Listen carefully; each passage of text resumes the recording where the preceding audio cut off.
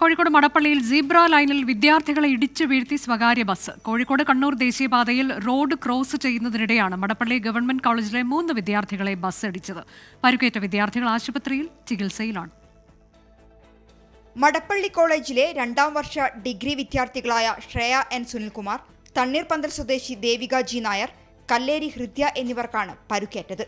ഇവർ മടപ്പള്ളിയിൽ സീബ്ര ലൈനിലൂടെ റോഡ് മുറിച്ചു കടക്കവേ സ്വകാര്യ ബസ് ഇടിച്ചു വീഴ്ത്തുകയായിരുന്നു. തൃശൂർ കണ്ണൂർ റൂട്ടിലോടുന്ന അയ്യപ്പൻ ബസ്സാണ് അപകടമുണ്ടാക്കിയത്. സംഭവമുണ്ടായ ഉടൻ തന്നെ ഡ്രൈവറും കണ്ടക്ടറും ഓടി രക്ഷപ്പെട്ടു. ബസ് ചോമ്പാൽ പോലീസ് കസ്റ്റഡിയിലെടുത്തു. 3 വിദ്യാർത്ഥികളും വടകരയിലെ സ്വകാര്യ ആശുപത്രിയിൽ ചികിത്സയിലാണ്. പരുക്ക് ഗുരുതരമല്ല. ബസ് ജീവനക്കാരെ കണ്ടെത്താനുള്ള ശ്രമം പോലീസ് ആരംഭിച്ചു. 24 കോഴിക്കോട്.